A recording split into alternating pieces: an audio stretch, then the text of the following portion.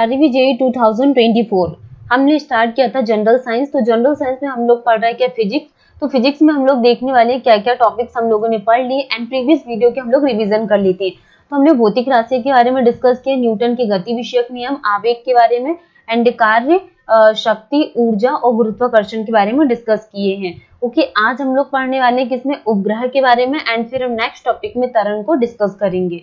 ठीक है, तो हम लोग थोड़ा सा इसका इंट्रोडक्शन के बारे में डिस्कस कर लेते हैं।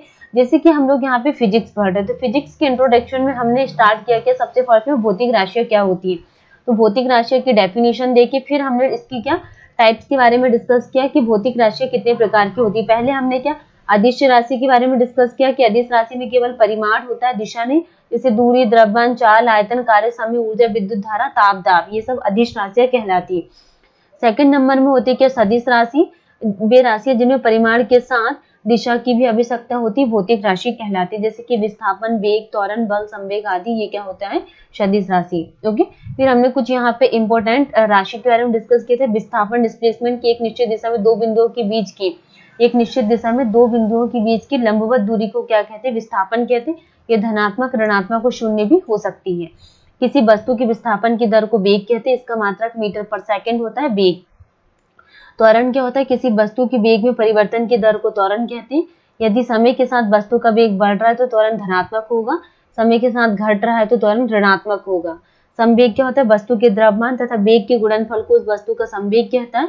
ये क्या सदिश राशि, इसका मात्रक क्या होता है, केजी मीटर पर सेकंड इसका मात्रक होता है। केजी मीटर पर सेकंड के संवेग का मात्रक होता है। ओके, अगर हम यहाँ पे यूनिट्स के बारे में बात करें, जैसे कि लंबाई का मात्रक मीटर होता है, द्रव्यमान का केजी, समय का सेकंड, कार्य ऊर्जा का जूल, विद्युत धारा का एम्पियर, ऊष्मागतिक ताप का केल्विन, ज्योति तीव्रता का कैंडिला, कोण का रेडियन, त्वरण का मीटर पर सेकंड स्क्वायर, बल का न्यूटन, दाब का पास्कल, शक्ति का वाट।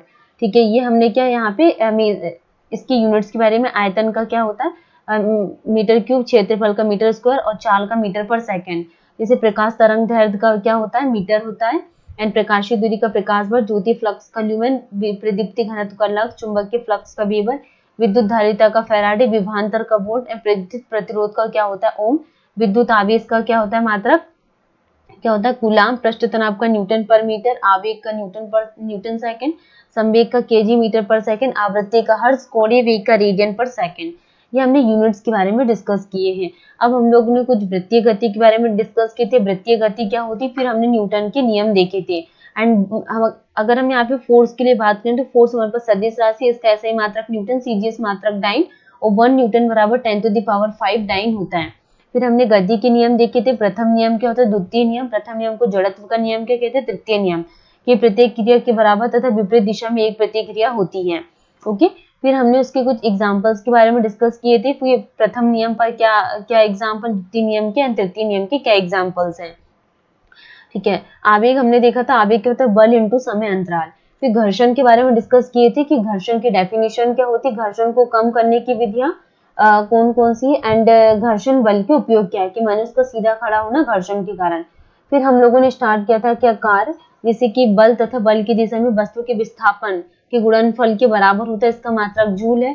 कार्य इक्वल टू कितना होता है, बल इंटू बल की दिशा में विस्थापन, इज कॉल्ड द कार्य।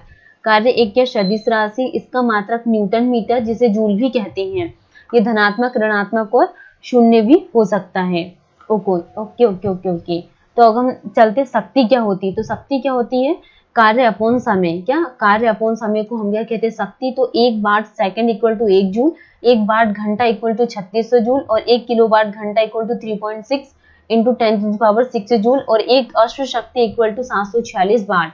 कार्य करने की दर को शक्ति कहते हैं। ये एक अदिश राशि, इसका मात्रक वाट है। ठीक है, हम लोग ऊर्जा के बारे में बात करें कि ऊर्जा क्या होती है, किसी वस्तु के कार्य करने की क्षमता को उस वस्तु की ऊर्जा कहते हैं। ऊर्जा एक अदिश राशि, इसका मात्रक जूल है। कार्य द्वारा प्राप्त ऊर्जा यांत्रिक ऊर्जा कहलाती है।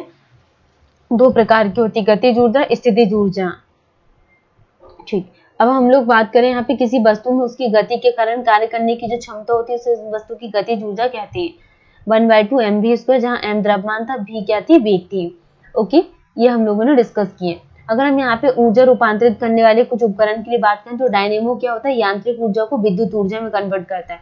विद्युत मोटर का काम क्या होता है, विद्युत ऊर्जा को यांत्रिक ऊर्जा में। माइक्रोफोन का काम क्या होता है, ध्वनि ऊर्जा को विद्युत ऊर्जा में। लाउड स्पीकर विद्युत ऊर्जा को ध्वनि ऊर्जा में, विद्युत बल्ब विद्युत ऊर्जा को प्रकाश व ऊष्मा ऊर्जा में परिवर्तित करता है। सोलर सेल सौर ऊर्जा को विद्युत ऊर्जा में, मोमबत्ती रासायनिक ऊर्जा को प्रकाश एवं ऊष्मा ऊर्जा में। विद्युत हीटर की लिए बात करें तो विद्युत हीटर का काम होता है विद्युत ऊर्जा को ऊष्मीय ऊर्जा में, जलता हुआ कोयला रासायनिक ऊर्जा को ऊष्मीय ऊर्जा में, और प्रकाश विद्युत सेल प्रकाश ऊर्जा को विद्युत ऊर्जा में कन्वर्ट करता है। ओके, अगर हम यहाँ पे गुरुत्वाकर्षण के लिए बात करें तो गुरुत्वाकर्षण क्या होता है, जैसे पृथ्वी किसी वस्तु को अपने केंद्र की ओर खींचती है, Gmm divided by r square, तो G equal to 6.67 into 10 to the power minus 11 newton metre square divided by kg square. ठीक है, ये क्या है गुरुत्वाकर्षण। फिर हमने देखे थे कि गुरुत्वाकर्षण चंद्रमा पर गुरुत्वीय त्वरण G का मान पृथ्वी के गुरुत्वीय त्वरण के 1/6 का होता है। ठीक, और हम लोग बात करें जैसे कि गुरुत्व के कारण जो त्वरण उत्पन्न होता है उसे गुरुत्वीय जनित त्वरण कहते हैं। इसका मास 9.8 मीटर पर सेकंड स्क्वायर होता है।